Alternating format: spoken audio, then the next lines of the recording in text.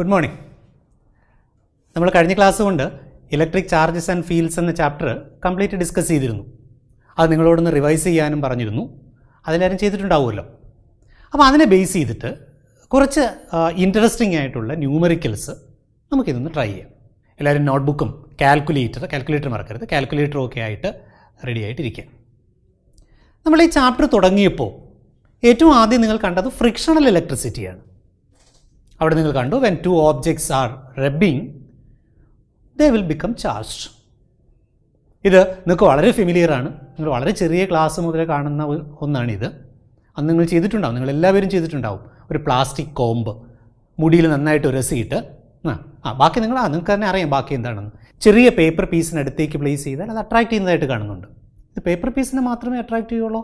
നിങ്ങളൊരു കാര്യം ചെയ്യൂ, നിങ്ങളുടെ വീട്ടിലെ വാട്ടർ ടാപ്പ് വളരെ ചെറുതായിട്ട് ഓപ്പൺ ചെയ്ത് ഒരു നാരോ ഫ്ലോ കിട്ടുമ്പോൾ ഈ മുടിയിൽ റബ്ബ് ചെയ്ത പ്ലാസ്റ്റിക് കോമ്പ് ഈ വാട്ടറിനടുത്തേക്കൊന്ന് പിടിച്ചു നോക്കി, എന്തെങ്കിലും വ്യത്യാസം വരുന്നു നോക്കൂ. വളരെ ഇൻട്രസ്റ്റിംഗ് ആയിട്ടുള്ളൊരു ഡിഫറൻസ് നിങ്ങൾക്ക് കാണാൻ പറ്റും. ഈ എക്സ്പെരിമെൻറ്റ് നിങ്ങളൊരു സ്റ്റീൽ സ്പൂൺ വെച്ചൊന്ന് ട്രൈ ചെയ്ത് നോക്കി. പ്ലാസ്റ്റിക് കോമ്പിന് പകരം ഒരു സ്റ്റീൽ സ്പൂൺ വെച്ചിട്ട് ഈ എക്സ്പെരിമെൻറ്റ് ചെയ്യാൻ പറ്റുമോ എന്നുള്ള കാര്യം നിങ്ങളൊന്ന് ശ്രമിക്കുക. നമ്മൾ കാണുന്നതും കാണാത്തതുമായിട്ട് നമ്മുടെ നേച്ചറിൽ ഒരുപാട് ഫ്രിക്ഷണൽ ഇലക്ട്രിസിറ്റി ഉണ്ട്. ക്ലൗഡ്സിൽ ചാർജ് അക്യൂമുലേറ്റ് ചെയ്ത് ലൈറ്റ്നിങ് ഉണ്ടാകുന്നത് ഈ ഫ്രിക്ഷണൽ ഇലക്ട്രിസിറ്റി കൊണ്ടാണ്. ഒരു തേനീച്ച ഒരു പൂവിന് ചുറ്റും പറക്കുമ്പോൾ അതിൻ്റെ കുഞ്ഞു ചിറകുകൾ വളരെ വേഗത്തിൽ മൂവ് ചെയ്യും. അങ്ങനെ മൂവ് ചെയ്യുമ്പോൾ ഈ വിങ്സിലേക്ക് ചാർജ് അക്യൂമുലേറ്റ് ചെയ്യും. പോളൻ ഗ്രെയിൻസ് അട്രാക്റ്റ് ചെയ്യാൻ പറ്റുന്നുണ്ട്. അപ്പോൾ ഇത്രയും ലാർജ് ആപ്ലിക്കേഷൻസ് ഉള്ള ഒന്നാണ് ഈ ഫ്രിക്ഷണൽ ഇലക്ട്രിസിറ്റി എന്ന് പറയുന്നത്. ഇനി ഈ ഫ്രിക്ഷണൽ ഇലക്ട്രിസിറ്റിയെ ബേസ് ചെയ്തുകൊണ്ട് ഒരു സിമ്പിൾ ന്യൂമറിക്കൽ ചെയ്തുകൊണ്ട് നമുക്ക് ക്ലാസ് സ്റ്റാർട്ട് ചെയ്യാം. ഞാൻ ക്വസ്റ്റ്യൻ പറയാം. ക്വസ്റ്റ്യൻ ആദ്യം എഴുതുക.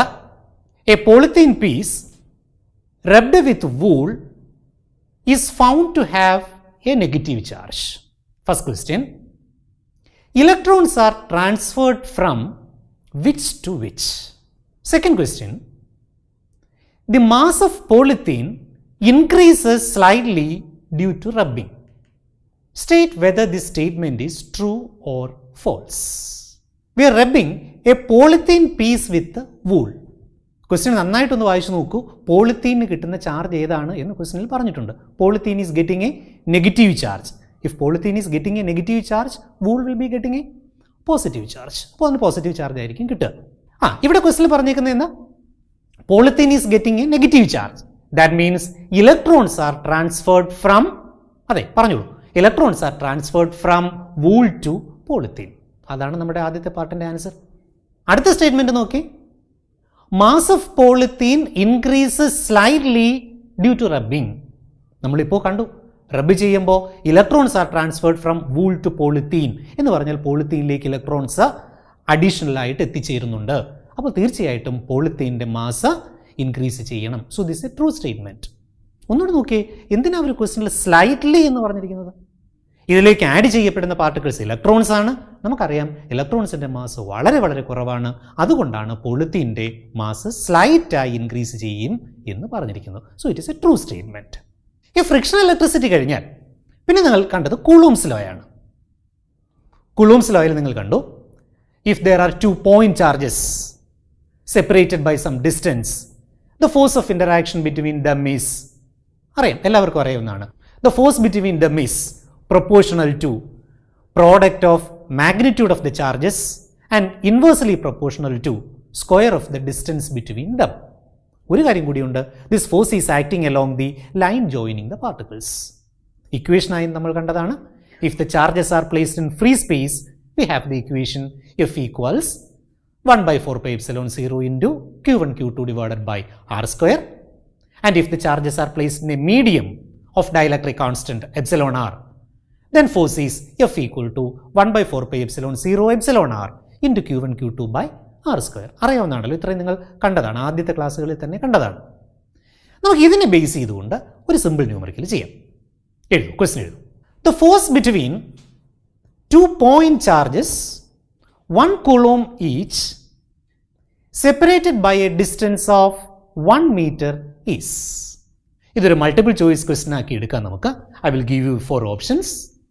Option A 1 Newton attractive, option B 1 Newton repulsive, option C 9 into 10 raised to 9 Newton repulsive.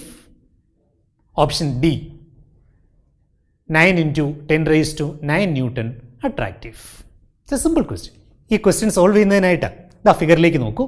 There are two 1 coulomb charges and these two 1 coulomb charges are separated by a distance of 1 meter. We have to calculate the force between them. ആദ്യം നമുക്ക് നോക്കാം, ഇതിന് രണ്ടിനും ഇടയിലുള്ള force attractive ആണോ അതോ repulsive ആണോ? അതെ, ഫോഴ്സ് റിപ്പൾസീവാണ്. എന്താ കാര്യം? Yes, the reason is these are like charges and we know like charges ripple. എന്താ ലൈക്ക് ചാർജസ് എന്ന് പറഞ്ഞാൽ? ലൈക്ക് ചാർജസ് എന്ന് പറയുമ്പോൾ അവിടെ ഒരു കൺഫ്യൂഷൻ വരരുത്. ലൈക്ക് ചാർജസിന് ചാർജിൻ്റെ സൈൻ സെയിം ആകണം എന്നേ ഉള്ളൂ, മാഗ്നിറ്റ്യൂഡ് സെയിം ആകണം എന്നില്ല.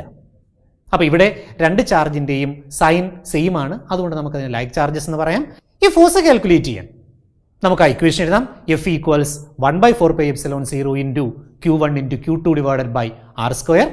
V know Q1 is 1 coulomb, Q2 is 1 coulomb, R also is 1 meter. You put all the values and calculate the force. കിട്ടിയോ? The value is F equals 1/4πε0 and you know the value of 1/4πε0 is 9 into 10 raised to 9. So our answer is 9 into 10 raised to 9 Newton repulsive. ഈ 9 into 10 raised to 9 Newton എന്ന് പറഞ്ഞാൽ എന്താണ്? ഇതൊരു വലിയൊരു force ആണോ അതോ ഒരു ചെറിയൊരു ഫോഴ്സ് ആണോ? അങ്ങനെ ഈ ആൻസറിനെ കുറിച്ച് നമുക്ക് ഒന്നുകൂടി ഒന്ന് ആലോചിച്ച് നോക്കാം. അപ്പം നിങ്ങളിൽ ഒരാളിൻ്റെ മാസ് 50 കിലോഗ്രാം ആണ് എന്ന് വിചാരിക്കും. വെയിറ്റ് എത്രയായിരിക്കും? മാസ് 50 കിലോഗ്രാം ആണെങ്കിൽ വെയിറ്റിൻ്റെ ഇക്വേഷൻ നമുക്കറിയാം, m into g. So 50 into g നമുക്കിപ്പോൾ സൗകര്യത്തിന് 10 മീറ്റർ പെർ സെക്കൻഡ് സ്ക്വയർ എന്ന് എടുക്കാം. So the weight will be 500 newton. അങ്ങനെയാണെങ്കിൽ 9 into 10 rise to 9 newton weight കിട്ടണമെങ്കിൽ ഒരു ബോഡിക്ക് എത്ര മാസ് ഉണ്ടാകണം എന്ന് നമുക്കൊന്ന് കാൽക്കുലേറ്റ് ചെയ്തൂടെ? അത് കാൽക്കുലേറ്റ് ചെയ്യാം നമുക്ക്. So for that we have the equation mg equals 9 into 10 raised to 9. ജിയുടെ വാല്യൂ 10 എന്ന് എടുത്തോളൂ, സൗകര്യത്തിന് നിങ്ങൾ 10 എന്ന് എടുത്തോളൂ and calculate M. So M is 9 into 10 raised to 8 kilogram. ഞാൻ ഈ 9 into 10 raised to 8 കിലോഗ്രാം എന്നതിനെ 9 into 10 raised to 5 ടൺസ് എന്ന് എഴുതും. നമുക്കറിയാം ഒരു ടൺ എന്ന് പറഞ്ഞാൽ 1000 കിലോഗ്രാം ആണ്. ഈ 10 raised to 5 എന്ന് പറഞ്ഞാൽ എത്രയാണ്? അതെ, 10 raised to 5 എന്ന് പറയുന്നത് 1 lakh ആണ്. അപ്പോൾ ഈ എഴുതിയിരിക്കുന്നത് എന്താ? 9 lakh ടൺസ് എന്നാണ്. നമുക്കറിയാം ഒരു കാറിൻ്റെ ആവറേജ് മാസ് നമുക്കൊരു 1000 കിലോഗ്രാം എന്ന് എടുക്കാം. അങ്ങനെയാണെങ്കിൽ ഒരു കാറിൻ്റെ മാസ് 1 ടൺ എന്ന് പറഞ്ഞൂടെ? അങ്ങനെയാണെങ്കിൽ ഇവിടെ എത്ര കാറിൻ്റെ മാസാണ് ആവശ്യമായി വരുന്നത് എന്ന് നോക്കുക. അത് 9 lakh കാറിൻ്റെ മാസാണ് എന്ന് കാണാം. എന്ന് പറഞ്ഞാൽ നമ്മൾ സിമ്പിളായി എഴുതിപ്പോയ 9 into 10 raised to 9 ന്യൂട്ടൺ എന്നത് 9 ലക്ഷം കാറുകളുടെ വെയിറ്റിന് ഈക്വലായ ഒരു ഫോഴ്സാണ്. അത്രയും ഹ്യൂജ് ഫോഴ്സാണിത്. നമ്മൾ ഒരിക്കലും ഇതിനെക്കുറിച്ച് ചിന്തിച്ചിട്ടില്ല. അത്രയും ഹ്യൂജായ ഒരു ഫോഴ്സാണ് ഈ 9 into 10 raised to 9 ന്യൂട്ടൺ എന്നത്. എന്തുകൊണ്ടാണ് ഇത്രയും ഹ്യൂജ് ഫോഴ്സ് ആയത്? ഇത്രയും ഹ്യൂജ് ഫോഴ്സ് ആയത് 1 കൂളോം എന്നത് അത്രയും ഹ്യൂജ് ചാർജ് ആയതുകൊണ്ടാണ്.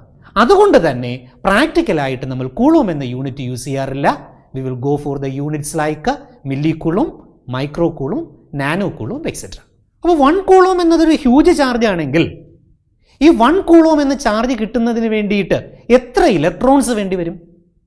ഒരു ഇലക്ട്രോണിൻ്റെ ചാർജ് എന്ന് പറയുന്നത് നമുക്കറിയാം, it is 1.6 into 10 raised to -19 coulomb, very very small. അങ്ങനെയാണെങ്കിൽ ഈ 1 കൂളോം എന്ന ഹ്യൂജ് ചാർജിന് വേണ്ടിയിട്ട് എത്ര ഇലക്ട്രോൺസ് വേണ്ടി വരും എന്നൊന്ന് കാൽക്കുലേറ്റ് ചെയ്താലോ. So you take the next question. Determine the number of electrons required to constitute a charge of 1 coulomb. ഇത് നമുക്ക് വളരെ സിമ്പിളായി കാൽക്കുലേറ്റ് ചെയ്യാം. You have the equation Q equals Ne. This property is called condensation of electric charge. The value of Q is 1 coulomb. Value of E is 1.6 into 10 raised to -19 coulomb. Using these two values you can calculate N, and N will work out to be 6.25 into 10 raised to 18. നമുക്കിപ്പോൾ കാണാൻ പറ്റും എത്രത്തോളം large number of electrons ഉണ്ടെങ്കിലേ 1 coulomb എന്ന charge നമുക്ക് constitute ചെയ്യാൻ പറ്റൂ എന്ന് കാണാൻ പറ്റും. ഇവിടെ രണ്ടാമത് ഒന്നുകൂടി ആലോചിക്കേണ്ടത്, നമ്മൾ intensity of electric field define ചെയ്തിരിക്കുന്നത് force experienced by unit positive charge എന്നാണ്. യൂണിറ്റ് പോസിറ്റീവ് ചാർജ് എന്ന് പറയുന്ന ഒരു 1 കൂളം എന്ന് പറയുന്ന ഹ്യൂജ് ചാർജിൽ എത്ര ഫോഴ്സ് ഉണ്ടായിരിക്കുമെന്നാണ് നമ്മൾ കാൽക്കുലേറ്റ് ചെയ്യുന്നത്. അപ്പോൾ ഈ 1 കൂളോം എന്ന ചാർജ് ഇത്രയും ഹ്യൂജ് ചാർജ് ആയതുകൊണ്ട് തന്നെ ഒരു ടെസ്റ്റ് ചാർജായിട്ട് നമുക്കതിനെ ഉപയോഗിക്കാൻ പറ്റില്ല എന്ന കാര്യം കൂടി ഓർക്കുക. ഇനി പ്രിൻസിപ്പിൾ ഓഫ് സൂപ്പർ പൊസിഷനെ ബേസ് ചെയ്തുകൊണ്ട് നമുക്കൊരു ക്വസ്റ്റ്യൻ ചെയ്യാം. ക്വസ്റ്റ്യൻ എഴുതും. 2 point charges are placed on the positive x-axis. A charge of Q1 equals 1 nanocoulomb at x equals 2 centimeter and another charge of Q2 equals minus 3 nanocoulomb at x equal to 4 centimeter from the origin. What is the total force exerted by these charges on another charge of 5 nanocoulomb placed at the origin? ഈ problem നമുക്ക് ഒന്ന് solve ചെയ്ത് നോക്കാം. സ്ക്രീനിൽ ഇപ്പോൾ നിങ്ങൾക്ക് X ആക്സിസും Y ആക്സിസും കാണാം. O is the origin, and in the question they say a charge of 1 nanocoulomb is placed at 2 centimeter. Look at the figure. A charge of Q1 is placed at R1, where R1 equals 2 centimeter, and another charge of Q2, which is minus 3 nanocoulomb, is placed at say R2, which is 4 centimeter. A third charge of 5 nanocoulomb is placed at the origin. സൗകര്യത്തിന് വേണ്ടിയിട്ട് ഞാൻ positive ചാർജിനെ red കളറിലും negative ചാർജിനെ blue കളറിലും mark ചെയ്തിട്ടുണ്ട്. അതുകൊണ്ട് എളുപ്പത്തിൽ നിങ്ങൾക്ക് അതിനെ ഐഡൻറ്റിഫൈ ചെയ്യാൻ പറ്റും. എന്താ നമ്മുടെ ക്വസ്റ്റ്യൻ എന്ന് നോക്കാം. You have to calculate the total force acting on the charge on the origin. അതിൽ എത്ര ഫോഴ്സസ് വരും നോക്കി. അതെ, there will be 2 forces, force due to Q1 and force due to Q2. നമുക്ക് ഈ 2 ഫോഴ്സും സെപ്പറേറ്റ് കാൽക്കുലേറ്റ് ചെയ്യാം. കാൽക്കുലേറ്റ് ചെയ്തിട്ട് അതിൻ്റെ സം എടുക്കാം, വെക്ടർ സം എടുക്കാം. ആ Q1 എന്ന ചാർജ് ഒറിജിനൽ പ്ലേസ് ചെയ്തിരിക്കുന്ന Q എന്ന പോസിറ്റീവ് ചാർജിനെ റിപ്പൽ ചെയ്യും. റിപ്പൽ ചെയ്യുമെന്ന് പറഞ്ഞാൽ it will push it away. ആ ദൂരേക്ക് പുഷ് ചെയ്ത് മാറ്റുന്നത് F1 എന്ന ഫോഴ്സിൻ്റെ ഡയറക്ഷനിലാണ്. അത് F1 എന്ന ഫോഴ്സ് നമ്മൾ ഫിഗറിൽ മാർക്ക് ചെയ്തിട്ടുണ്ട്. ഇനി Q2 എന്ന ചാർജോ, സി Q2 ഈസ് നെഗറ്റീവ്.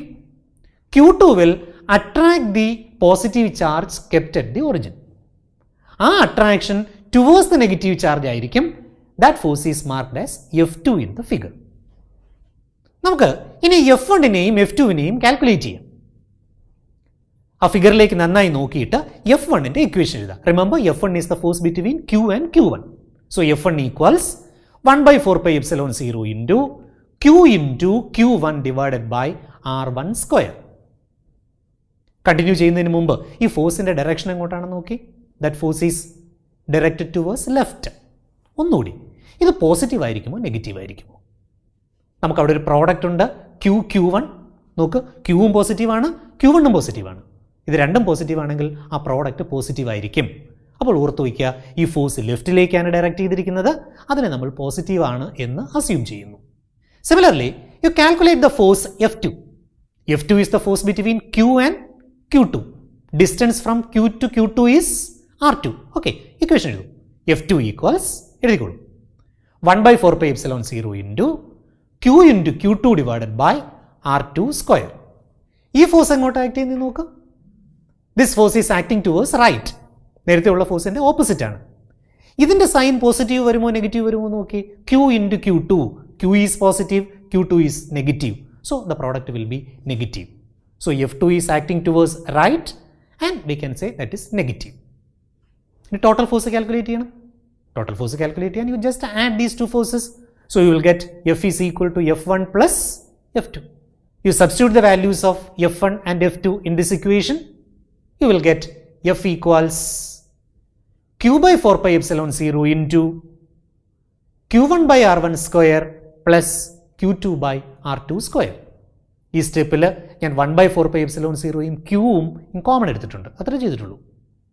ഇനി അവിടെ നമുക്കൊരു സംശയം തോന്നാം, ഈ 2 ഫോഴ്സും ഓപ്പോസിറ്റ് ഡയറക്ഷനിലേക്കല്ലേ ആക്ട് ചെയ്യുന്നത്, അപ്പോൾ ഇത് ആഡ് ചെയ്യണോ വേണ്ടത് മൈനസ് ചെയ്യുകയാണോ വേണ്ടത്? ആക്ച്വലി എന്താ ചെയ്യേണ്ടത്? മാഗ്നിറ്റ്യൂഡ് മൈനസ് ചെയ്യുകയാണ് വേണ്ടത്. ഞാനിവിടെ ആഡ് ചെയ്യുമ്പോഴും ആക്ച്വലി അത് സബ്ട്രാക്ഷനിലേക്ക് മാറും. എന്താണ് റീസൺ നോക്കി. What is the sign of Q2? Negative. Q2 എന്ന് പറഞ്ഞാൽ നെഗറ്റീവ് വാല്യൂ കൊടുക്കുമ്പോൾ ആക്ച്വലി നമ്മൾ മാഗ്നിറ്റ്യൂഡ് സബ്ട്രാക്ട് ചെയ്യുന്നതിന് ഈക്വലായി ഇത് മാറും. ഈ കാണുന്ന വാല്യൂസ് എല്ലാം കൂടി ഇക്വേഷനിലേക്ക് സബ്സ്റ്റിറ്റ്യൂട്ട് ചെയ്യുക. സബ്സ്റ്റിറ്റ്യൂട്ട് ചെയ്യുമ്പോൾ ബ്രാക്കറ്റിനകത്ത് Q2വിൻ്റെ വാല്യൂ മൈനസ് ആണ് എന്നുള്ള കാര്യം ഓർക്കുക. അത് കാൽക്കുലേറ്റ് ചെയ്യുക. കാൽക്കുലേറ്റ് ചെയ്യുമ്പോൾ you will get the force as F equals 2.8 × 10⁻⁻5 newton. ഇത് ആൻസർ കിട്ടിയിട്ട് ഇനി നിങ്ങൾ അറിയേണ്ടത് കിട്ടിയിരിക്കുന്ന ആൻസർ പോസിറ്റീവ് ആണോ നെഗറ്റീവ് ആണോ? അതെ, പോസിറ്റീവാണ്. പോസിറ്റീവ് എന്ന് പറഞ്ഞാൽ ലെഫ്റ്റിലേക്കാണോ റൈറ്റിലേക്കാണോ? ലെഫ്റ്റിലേക്കാണ്. This is the total force acting at the charge placed at the origin and that force is directed towards left. ഇത്രയേ ഉള്ളൂ ആ ക്വസ്റ്റ്യൻ. ഇനി നിങ്ങൾ ചെയ്യേണ്ടത്, ഇപ്പോൾ ഞാൻ ഒറിജിനൽ പ്ലേസ് ചെയ്തിരിക്കുന്ന ചാർജാണ് കാൽക്കുലേറ്റ് ചെയ്തത്. ഇനി വേറെ 2 ചാർജസ് ഉണ്ടല്ലോ, നിങ്ങളത് ട്രൈ ചെയ്ത് നോക്കുക. ഇനി ആ 2 ചാർജിലെയും ആക്ട് ചെയ്യുന്ന ടോട്ടൽ ഫോഴ്സ് എന്തായിരിക്കുമെന്ന് ഇതേ മെത്തേഡിൽ നിങ്ങൾ തന്നെ കാൽക്കുലേറ്റ് ചെയ്ത് നോക്കുക. ഇതിനുശേഷം നമ്മൾ കണ്ടത് ഇലക്ട്രിക് ഫീൽഡ് എന്ന കോൺസെപ്റ്റാണ്. അതിനെ ബേസ് ചെയ്തുകൊണ്ടുകൂടി നമുക്കിനി ഒരു ന്യൂമറിക്കൽ ശ്രമിക്കാം. ക്വസ്റ്റ്യൻ എഴുതുക. An electron falls through a distance of 1.5 centimeter in a uniform electric field of magnitude 2 × 10⁴ Newton per coulomb. The direction of the field is reversed, keeping the magnitude unchanged, and a proton falls through the same distance. Compute the time of fall in each case. ഫിഗറിൽ നോക്കൂ, നിങ്ങൾക്ക് 2 plates കാണാൻ പറ്റും. One is A positive plate, the other one is A negative plate, parallel plates. And an electric field is directed from the positive plate to the negative plate. Value of the electric field also is given. You see, separation between the plates is 1.5 centimeter. അത് നമുക്ക് ക്വസ്റ്റ്യനിൽ തന്നിട്ടുണ്ട്. ഇനി ആ negative പ്ലേറ്റിനടുത്ത് ഞാനൊരു electron place ചെയ്തു എന്ന് വിചാരിക്കും. Initially the electron is at rest, so it's initial velocity is 0.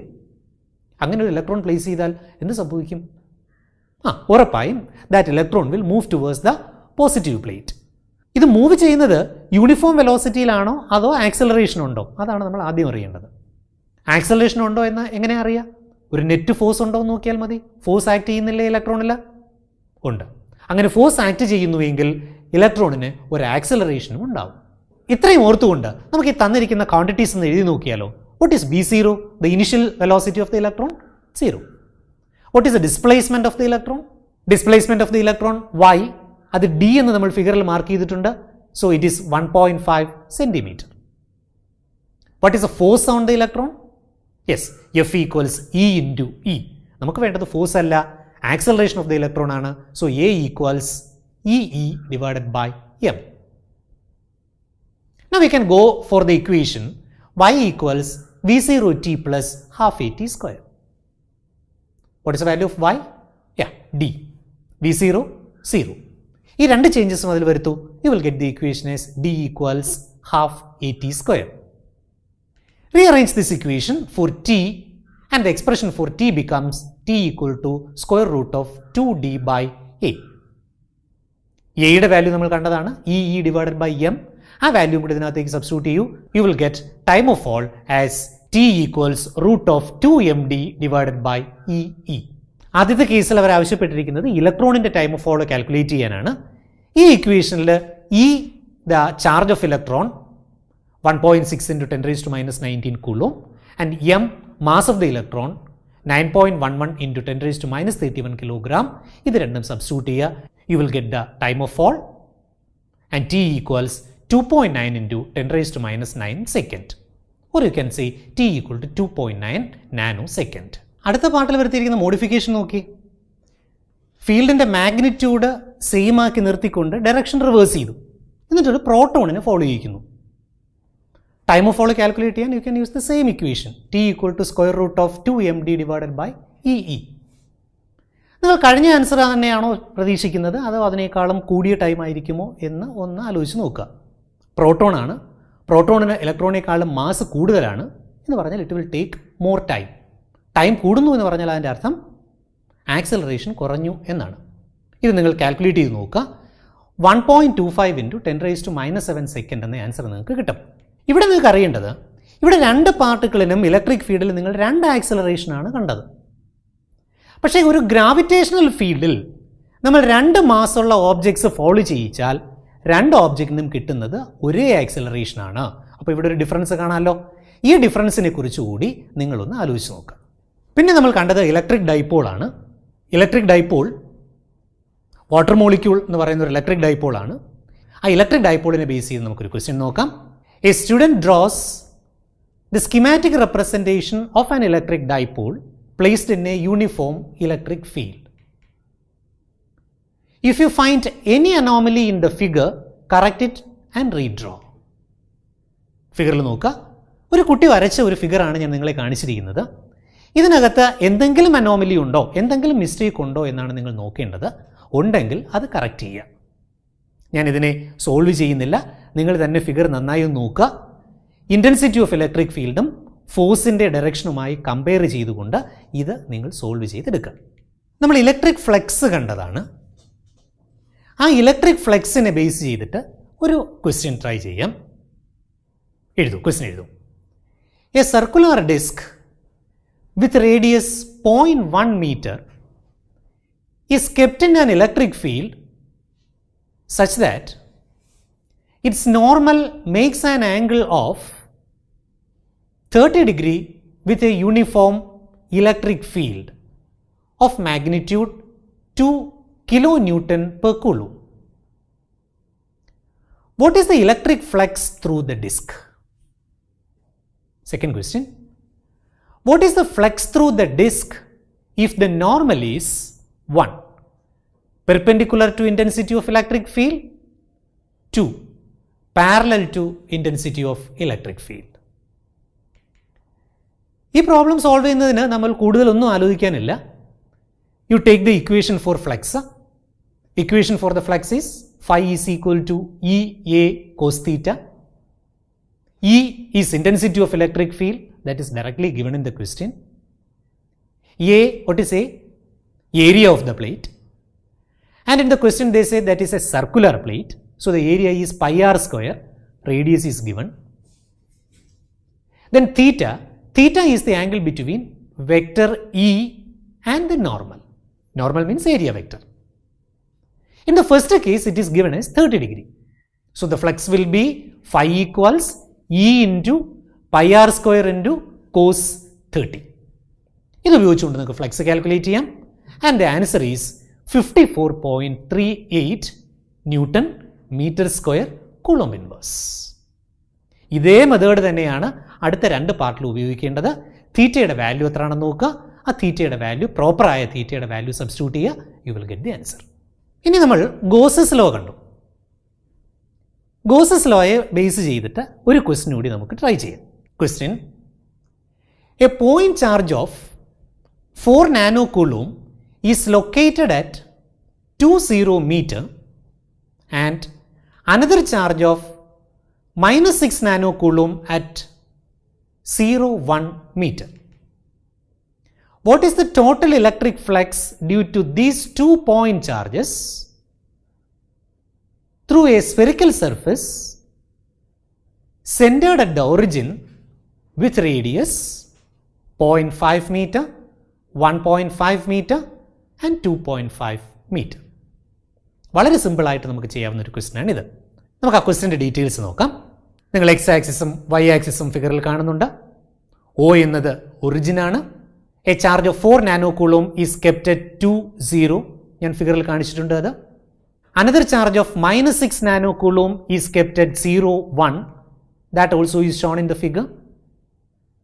ഇനി നമ്മളോട് ആവശ്യപ്പെട്ടിരിക്കുന്നത് എന്താണെന്ന് നോക്കിയേ. പല റേഡിയസ് ഉള്ള സ്പെറിക്കൽ സർഫസിലൂടെ പാസ് ചെയ്യുന്ന ഫ്ലക്സ് കാൽക്കുലേറ്റ് ചെയ്യാനാണ് ക്വസ്റ്റ്യൻ.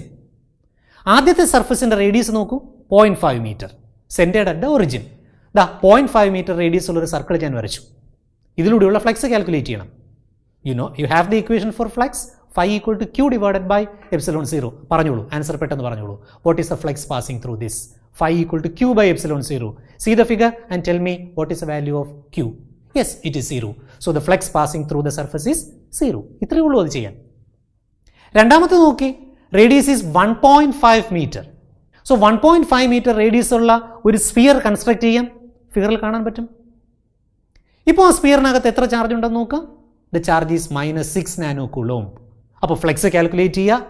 ചാർജ് എടുക്കേണ്ടത് -6 നാനോ കൂളോം എന്നാണ്.